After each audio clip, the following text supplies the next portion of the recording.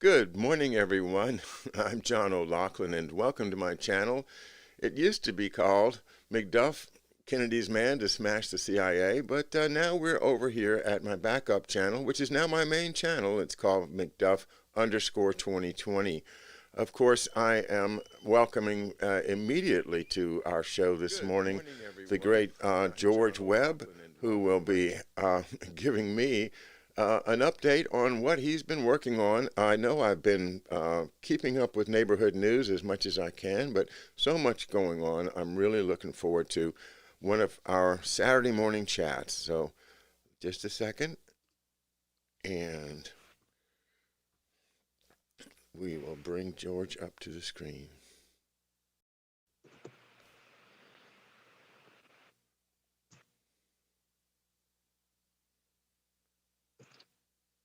And George Webb, there you are. How are you this morning? Great, John.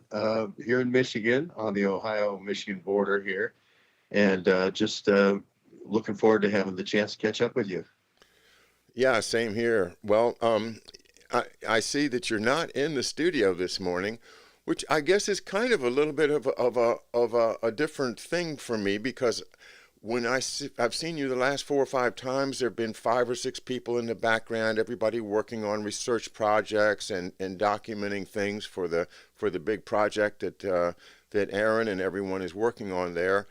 Um, I feel somewhat a little bit not hopeless, helpless right now in that we're so close to the election that it almost seems like we've done everything we can. But George, there's a lot more to be done, and I know you guys are working very hard, especially on those local voters in Michigan and everybody else that we can talk to, especially in the battleground states. So um, let me see if I can bring myself back up to the screen with you, and then we'll continue our talk. Great. There I am. All right. Hi, George. Ah, Hi. Well, the the report here from Michigan is there's so much going on. I completed a lawsuit yesterday with CNN. I kind of was going to withhold from that until they did yet another kind of hit piece on me a couple of days ago. We're completing a tort lawsuit with YouTube as well. The tort lawsuit is going down a different fork in the road from the kind of terms of service contract thing that the Q type folks channels are doing. So we got the two lawsuits going, and that's just there's only in the law there's the only remedy is sometimes the lawsuit when you have this behavior by YouTube and CNN. So as you mentioned, we're also doing the documentary and doing that project, and we're also running the newsroom.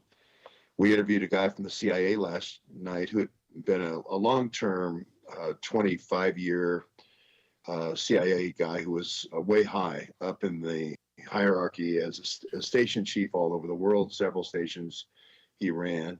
So that was instructive. We're trying to, just follow the facts rather than kind of placate our individual bases like Fox does on the right or CNN and MSNBC do on the left. So that's the direction we're trying to go with facts and digging. So that's the update from here at the Swing State Newsroom. well, as a person who's tried many lawsuits and is also very happy not to be doing it anymore, I'm sorry to hear that it's come to the point where you had to do that. It's no fun, but you're doing it to stand up for the principle, and that's the way I feel about things too. Is that when you violate the principles that I hold dear, I'm not going to lay down. I never have, and you never have either. And so, bravo and Godspeed with your lawsuits, George. And anytime I can help, just please don't hesitate, because I've been out of the game for a little while, but I think I have some pretty good instincts left in me. Oh, you have great instincts, and I've taken a lot of those with me, a lot of the education, and I based the lawsuit on this. I don't know if you remember the MAGA kid, but the MAGA kid who supposedly was painted as a white supremacist with white supremacist group trying to prevent a Native American from going to the Lincoln Memorial to pay homage to Abraham Lincoln. And so I based the lawsuit on that because in actual fact, the kids were already there. They were just sightseeing. The group was the Native American group was a group funded by Act Blue. They were paid to go in and create a confrontation. So it was all fake news, contrived news. And this is the same thing that Donnie O'Sullivan has done. He's paid to basically make people who are journalists look like terrorists, look like white supremacists. And they're just continuing to do it. He took all the facts that I reported about the coronavirus and basically discounted them all and threw them all away, and basically said, I just woke up randomly one day and wanted to make somebody's life miserable, which is not the case. He didn't leave any of the facts in that the Chinese news agency was saying this, and I was quoting the Chinese news agency.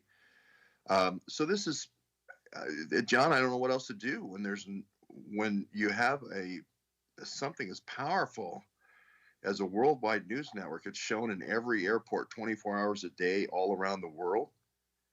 When that kind of, market position and presence goes after one individual and tells a completely false story, the only remedy for Sandman, the kid with the MAGA hat, was to sue. And my lawsuit looks a lot like that. Only I think I have a longer history of a 3.5-year history, a 42-month history. Again, I'm trying to find the missing uranium. With two different informants have said is being, somehow moving from Russia into Pakistan, and then it's going to everywhere. It's not coming to America.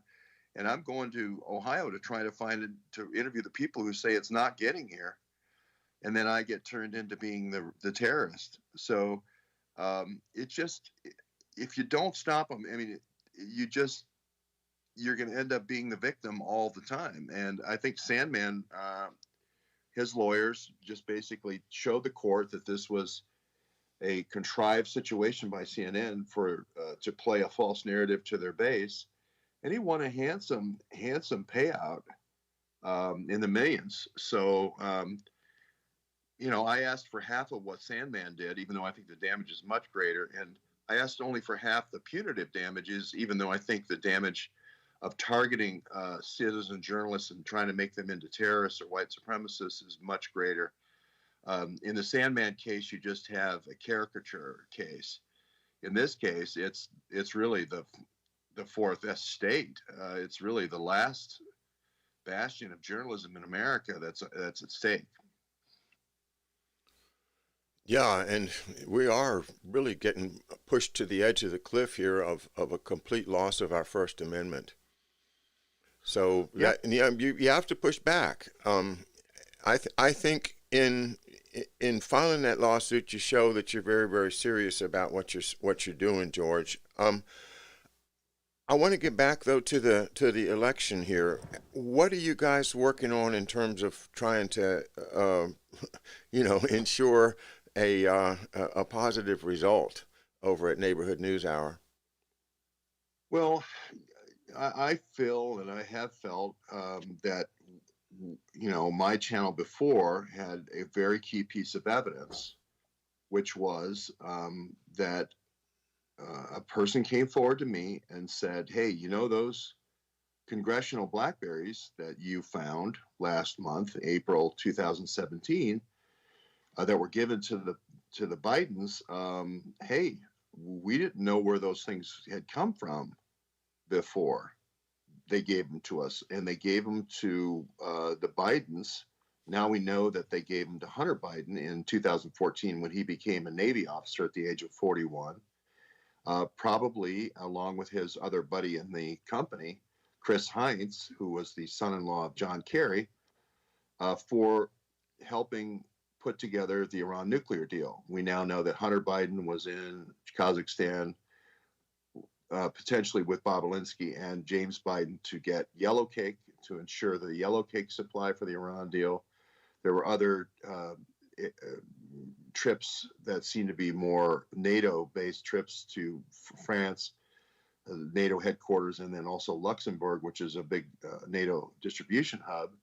We don't have enough details about those things, but it does look like now that he was made this ensign at the age of 41 through a congressional recommendation to carry a BlackBerry and have a top secret clearance with a Q clearance with the Department of Energy. And we have a 40-year long-term staffer saying, hey, this is how we got the BlackBerry. Now, we're not saying that we didn't, after the election and maybe before the election, get into a deal with Russia and China.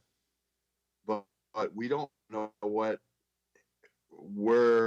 the BlackBerries were before that. And I think that they were doing something for Syria and doing something for Libya, because they were State Department BlackBerries. And I now believe that he was trying to firewall off, hey, whatever were before, I can just tell you that the ones were placed in the Congress, the aspiring, were placed in the Congress around 2005, 2006, about the same time Bob Levison went to Iran to try to put this deal together before we ever got here. And there was a lot of stuff going on in Libya and Syria with these Iwans that we don't know anything about.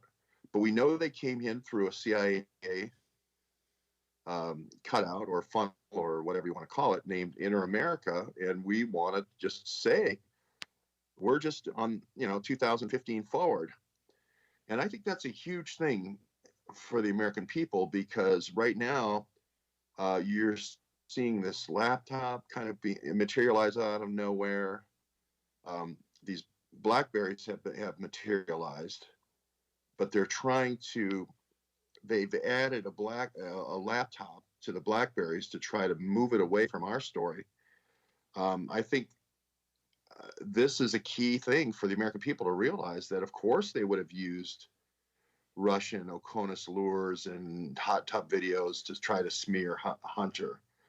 No, they don't want anybody to believe Hunter's story here, that they got the BlackBerries in 2015 for the Iran deal. They want to, try to smear Hunter just in general and get away from the facts. And people may not believe my story. That's fine. But I have a BlackBerry that was left for me as proof. So I've gone through 4 years of people attacking me for this, but this is a critical, fundamental piece of information for the American people before this election. I don't know if it helps or hurts Hunter Biden, but it's the truth, and that's what matters. Yeah, the truth, and it's so hard to find the truth. But when you put 4 years into it, and then you find yourself right before the election getting purged from the internet, almost. I mean, the neighborhood folks, my channel, a number of other people, Paul Cottrell, there are sources where George Webb can be heard and seen, but they're getting fewer and fewer. And so I would just encourage everyone to stick with George.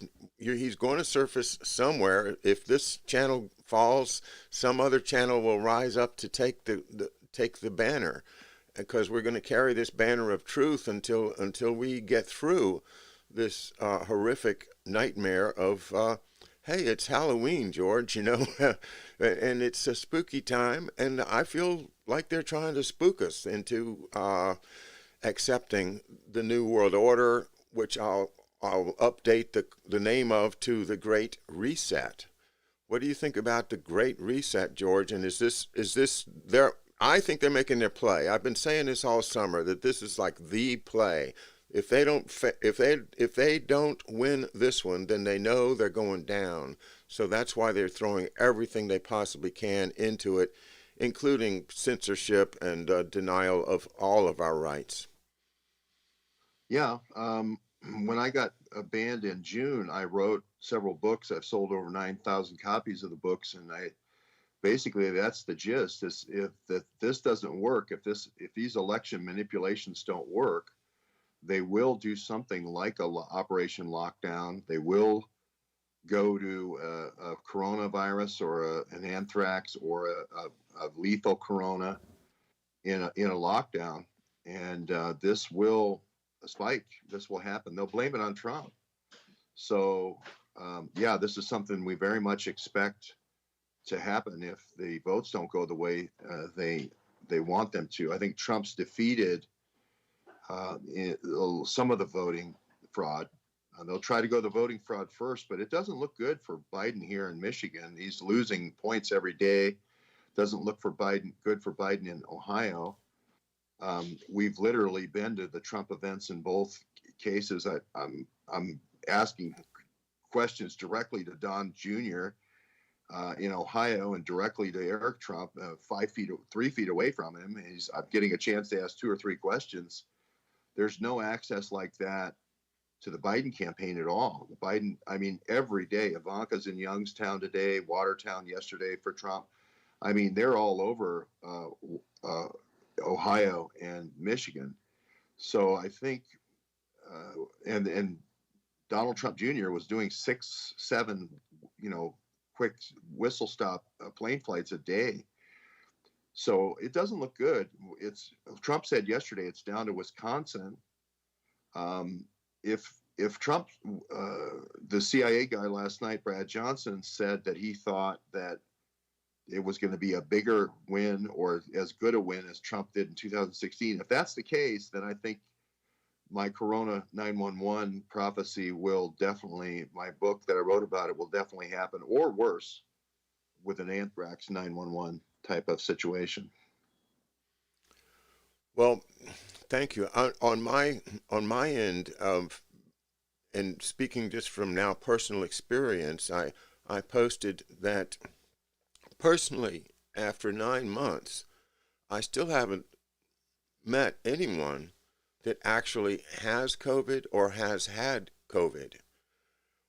Well, I got a lot of responses from people, and this is on Facebook, not on Twitter, because Facebook is where I keep my personal friends and all the contacts I've made through the music business in all these years. So you can imagine that the music business people are generally very liberal, and so I ended up with at least a dozen responses in which many of these people said, and they were nice. They weren't mad at me because I said, I'm not saying there's not a disease out there. I'm just saying I don't know anybody that has it.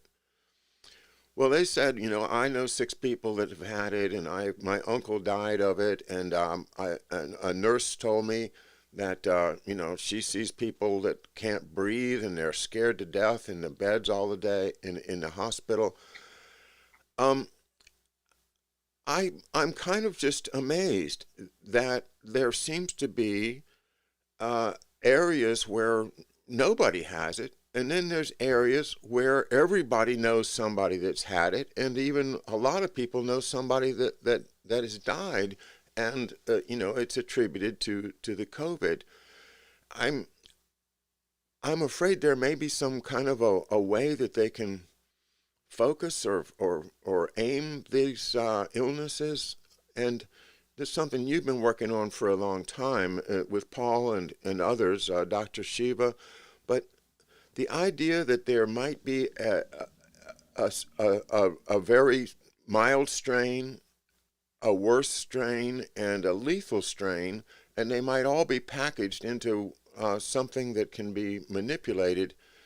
Well, I can't discount that from my personal experience. So it's really weird, but it's great that we respect each other, and I don't think anybody's lying when they say that, they know somebody that's had this for 6 months and they're labored breathing and they can't get up.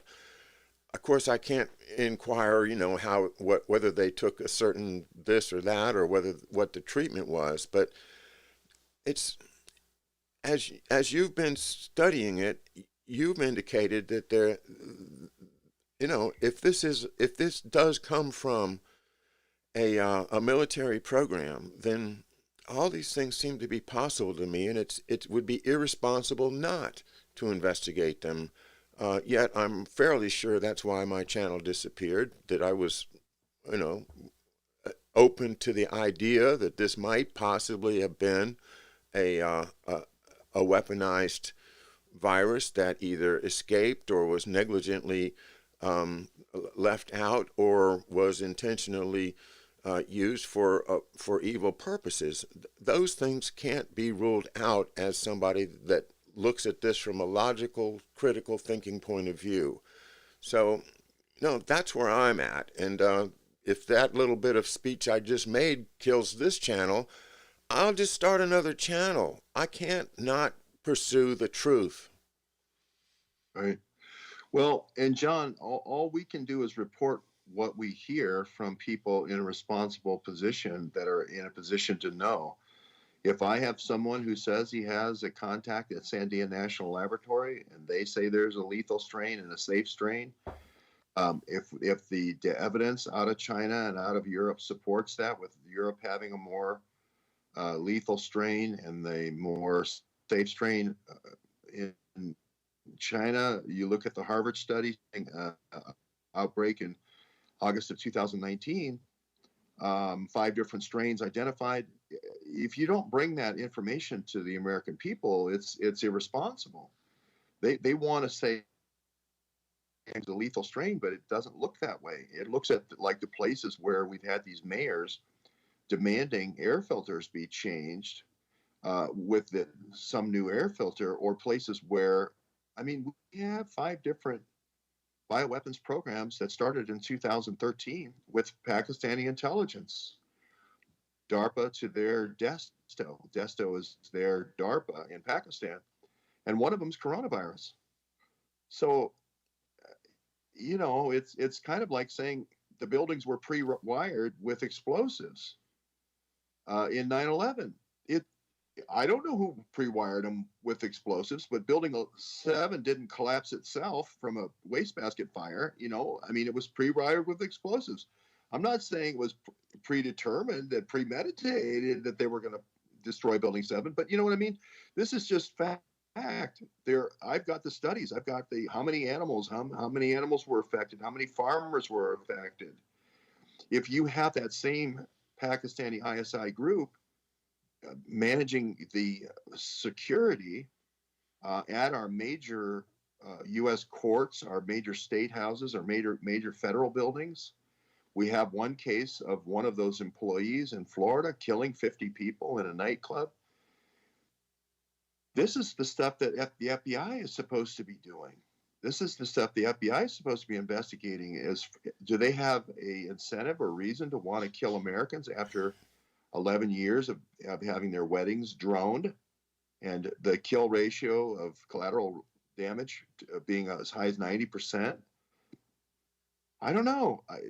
I think it's just the presentation of facts, John. And I think if that doesn't fit YouTube's narrative, then it's like, okay, well, we'll just destroy their channel again and again and again until they give up.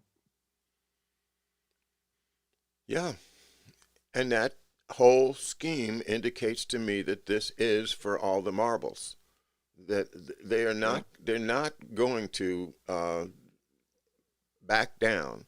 The only way they're going to be stopped is if we have a president and an administration working for the president that is dedicated to the task. Yeah, I was very encouraged talking to this CIA guy last night, because he was very high up. He worked directly for the director and directly for the deputy director, this Brad Johnson, and he is the one saying that Brennan's doing a coup. And it's very difficult for people to come out who have a long career in the CIA, and they're sworn to secrecy and so forth, and come out in a kind of an open coup against John Brennan, saying that, hey, he's kind of led this. He came right out and said, Gina Haspel. I said, did Gina Haspel look the other way on the Steele dossier? And he's came just this far short of saying she was a co-conspirator. He said for sure that she's gone after the election. So I mean, wow. I mean, that coming out of the CIA, we're the message is getting through, John. You know, the McDuff message, the McDuff example is finally getting through. And I think the reason these people are coming forward is they know what's coming. They know that the Brennan rogue wing is going to try to bring out the more lethal strains, and it's not looking good here unless the McDuffs come forward, and they're doing that, which is kind of neat. Wow.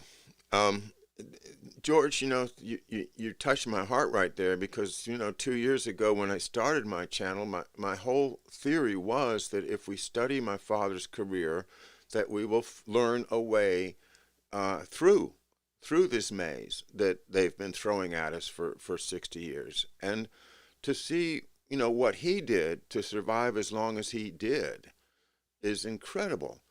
Um, as I look at it now, I can accept the idea that he was kind of chosen and picked out for somebody's plans in the elite establishment in New England, and that as he, experienced the war, and the kamikaze killing 130 some of his crewmates while he was, running damage control and putting out fires. I think he went through the baptism of fire. And when you go through that, then it changes you. It changes you into a person that's not going to accept a bunch of BS when lives are at stake. And that's the way he lived his life, and that's the way he ran his career. And he did um, amazing things under incredible pressure from all kinds of areas. And we're just now starting to learn about the medical attacks on him, the attacks on his health, and as well as the attacks on his family, which is my family and our our life. And so they're doing that to the country as at large. Think of a country as being under attack by psychological, medical, physical, and every other way that they can come up with, other than actually marching in here with an army, and to trying to demoralize us and drive us into despair, so we will accept their offer when they come along and say, hey, let me lend you a hand. All you have to do is sign here. And, you don't have to go through a smelly robe ceremony anymore to become part of their scheme. But you do have to accept certain principles that you're going to let them get away with this, that, and the other thing, and you're not going to complain. And, man, that's the end of freedom. That's the end of my rights that I'm entitled to by the Declaration of Independence, by the Constitution, and by my Creator. And I cannot stand by and watch it fall. I am going to fight it to the very, very end, George. Yeah, I think that's very much in the tradition of your dad. And, I've written a book on your dad, and I've sold a lot of them. And I'm now meeting people who want the books. They're sending intermediaries now because they don't want to buy the book directly, but they want it to be given to them through intermediaries. The McDuff book and the task force. So that's a good sign to me. If there's an underground distribution of these things because they can't accept it, that means they're trying to do something about it. Otherwise, they just order the book, which is great. And I look at your dad in this area that we're talking about with the chemical weapons and the biological weapons, and you could just see how he's playing along with the CIA guys because he knows it's a big conspiracy. But he's also back channeling to the Stricom guys. I think this is going to be how it plays out. He still has this back channel of these guys in Florida, the military guys, the Fletcher Proudies of the world.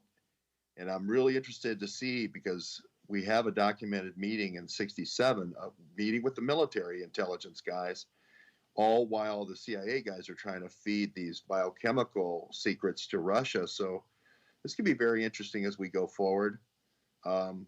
Even if we don't have all the answers right now, knowing that there is a military intelligence enclave that is patriotic, that does care about America more than they do about Israel or some other country, is very heartwarming to me. Addy Ads last night asked a question about Israel, and this CIA guy was very upfront, saying, there is an infiltration. There is an infiltration in the U.S. I mean, there's no doubt about it. But there's a huge group of people inside the United States that want the best for the United States. And it was an open appeal, basically, not a call to arms, not quite a call to arms, but it was kind of an open appeal to folks saying, hey, we have to stop this, giving all of our information to Pakistani intelligence with the John Brennan crew. So I'm encouraged by that. I see people asking the SES question. I think it starts, I asked this guy last night the question about, hey, is it my impression or is this something that is really happening? Wasn't it 17-1? Wasn't it 17 intelligence agencies against Donald Trump? And he was completely surrounded. And he agreed with me. He goes, yes. He goes, that's a very accurate assessment. And Trump finally, now in the last days of his first term, this is his words, is getting to the point where he can clean and have a clean slate going into this next term. So I'm very hopeful that, when you get the insiders saying that not only is our assessment correct, but our prospects for the future are better. I think it's swinging. I think this CIA group is swinging. The old Gina Haspel trying to hold on to this is kind of like Alan Dulles trying to hold on to his enclave. And hopefully we'll get rid of this bad wing of the CIA. Well, I had the chance to participate in a press availability with some former NSA guys, and J. Kirk Wiebe is a person to watch and pay attention to. I quoted him last night. I actually played his bit last night, about 3 minutes of, and he a former NSA guy who was a whistleblower after 9/11 on that very same subject you just discussed, is absolutely up in arms, not literally, but this is a man in his 70s who has watched this all develop since 9/11, and he knows that this is it, that this is the big moment in American history and in world history. If we want to hang on to what we have, our individual rights, our freedoms, our possessions, our rights under the Constitution, now is the time. There isn't any more waiting time. This is it. And I think if you've got time for another question, I want to ask you, what do you think is going on with regard to the stock market? Because, and I know this might not be your specialty, but this is what has been on my mind for some time, is that this thing called quantitative easing has been instituted, and what it really is the government coming in and supporting stock prices so that we don't have a crash like we did in 2007 and 8. And as Harley Schlanger said the other day, the people that run the stock market can pull the plug. This could be a 1929 if they decide to pull their money out and the credit dries up. This is a real danger. It's not just that we could lose, our freedoms and everything else that we cherish from the founding of our country. It's that we could actually lose the ability to eat, to get food. Shutting down the economy entirely would lead directly to starvation and migration and a real destruction of this country in a physical way that has happened in Europe many times, but has never happened to the United States yet. So, what do you think? Is the stock market just a big bubble right now, or is do you have an opinion on it? Maybe it's not your field. I have the unfortunate history of being an economics major, which means I could be wrong and still be at fault. But just going back to what you said about Kurt Wiebe, I've had the honor of conversing with him and trading messages with him and Bill Binney as well, and interviewed Bill. And I couldn't agree with you more, John, that this is the faction that knows what's going on, even though they've been out since 2001. But they're very much leading this kind of patriots coalescence, if you will. They're no longer being looked on as they were tried to be. They tried to paint them as conspiracy theorists. These are people who are the top people in our NSA. As soon as Adam Schiff decides you're a conspiracy theorist, then I guess that's it. But as far as the economic cycle, I do believe that the CIA guys, the rogue CIA guys, could cause a lot of disruption. I do believe quantitative easing is basically just a way of bearing dark budget, for covert action. People say that, we have to have the drug trade, otherwise the economy will collapse. I don't think that's true. I think if and I can see Toto doesn't think that's true either. If you have $50 in your pocket and you are thinking, well, I really want to buy some cocaine, right? And then somebody says, hey, why don't you just go to the baseball game instead with the $50? There's still $50 in the economy. The cocaine dealer doesn't get it, and then somebody doesn't overdose. So maybe we don't hire as many EMTs, but maybe more people are working at the ballpark or whatever. It's not an either or decision. I think where the bankers, international bankers, this is more the Harley Schlanger approach, is there is things that you can do to dry up credit, to try to cause small businesses to go out of business. So, and then buy them up for pennies on the dollar. So I do think that Trump does need to get control of the economic, the money supply, if they tried to do that as an economic weapon. But I think everyone would see that pretty transparently. I think the weapon of choice won't be an economic weapon, a money supply type weapon. I think it'll be a coronavirus weapon, because they've already laid the groundwork for it with the safe strain. And now if they come out with the more lethal strains, it'll be like, oh, well, it's Trump's fault. And there's this new movie, Songbird. If you really want to scare about how bad a bad strain could be, watch the movie trailer for this new upcoming movie called Songbird. It really is what could happen with this PAC-ISI type weapon. And remember, it's as close as your local air filter. And people say, oh, this is conspiracy theory. This is not. The CIA already used air filters in the Pentagon during your dad's era. So this has been around as a deployment method for 70 years. So I'm just pointing it out. That's all I can do, is just point it out. Okay, well, that's all I can do too, is point it out. But I want you to have a platform always, George, and you're always got a platform with me. Anytime I can be of assistance in any way. I want to support your work. You've worked incredibly hard to expose what's really going on, George. And my hat's off to you and everybody that supports you. Keep supporting George on his Patreon, and keep supporting his efforts at Neighborhood News Studio, which is the new YouTube channel that George has been on. Last night's show, I'm sure, was a knockout with your CIA man. What was his name? Johnson, was it? Brad Johnson, yeah. It was an eye opener. he kind of reminded me of McDuff. To be honest with you, I was like, wow, there is McDuffs in the CIA. I was like, well, this is great.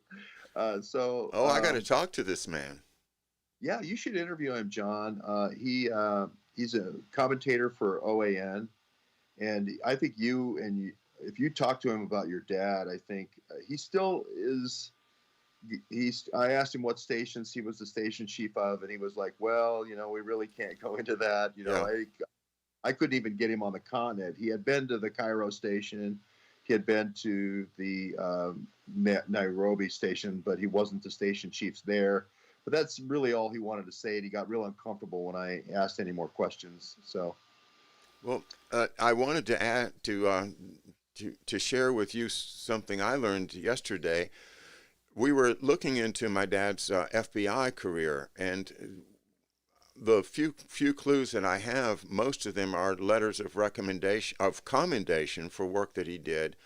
And you and I, we focused on the Scarbeck case for a number of shows, and went down to the National Archives. You went down to both the annex a couple times, the main archives a number of times, and I went with you once or twice. But what we found was the legal case. It was fascinating, and I'm sure we could learn a lot more just from studying it. But what I thought was interesting that I learned yesterday was the man that signed the letter of commendation for my dad was the special agent in charge, whose name was M.W. Johnson. And M.W. Johnson will be one of the most legendary FBI agents in history. He was FBI from 1941, so he had 10 years of seniority on my dad. So that's why he was the special agent in charge of the operation, but he was also the special agent in charge of the Chicago office. So the things that he was involved in are national news type things as his career develops. I think his first name is Mervin, Mervin, and his last name Johnson. So Chicago FBI activities, that to me, again, it's just another indication that my dad was highly trusted and in the inner circle of the FBI guys. Just wanted to share that with you, especially since you mentioned the man named Johnson last night. Yeah, well, you say these things and immediately I think of all the Ukrainians, and I hate to say the White Russians, but I'll go ahead and say White Russians that Rockefeller brought into Chicago. And, Scarbeck was a White Russian, not only a White Russian, but supposedly the leader of the White Russians as the prince in waiting, the Romanov, the last of the Romanovs. So, where would they have, planted the last of the Romanovs as far as the diaspora? Well, we know from your books, your books have been destroyed, but I still remember when you read it, when they wanted to swing Illinois for for Eisenhower, they brought them all into Chicago. Yep. So that really makes me wonder about, McDuff being the counterintelligence guy and knowing the Rockefellers, going to the same school as two Rockefellers, and went to the same school as DeMoore and Sheld's key spy recruiter. He would know what was happening. So now I'm really interested. and we keep finding new players. The past month or so, I've been focusing on the Habsburgs and the continuing power of the former royal family of Austria-Hungary, which is the heir to the Holy Roman Empire. These guys have a lot of mojo, and they have a lot of nerve, in the sense that they will do whatever they need to do to take whatever they want to take. So you have the Romanovs now are starting to emerge into our culture again. If I've been looking on YouTube, and on YouTube there are a dozen or more of these videos about the Romanov family, the sacrifice of the Romanovs, the tragedy of the Romanovs. They are starting to make a move toward visibility, and that may be something that you might want to look at as possibly another.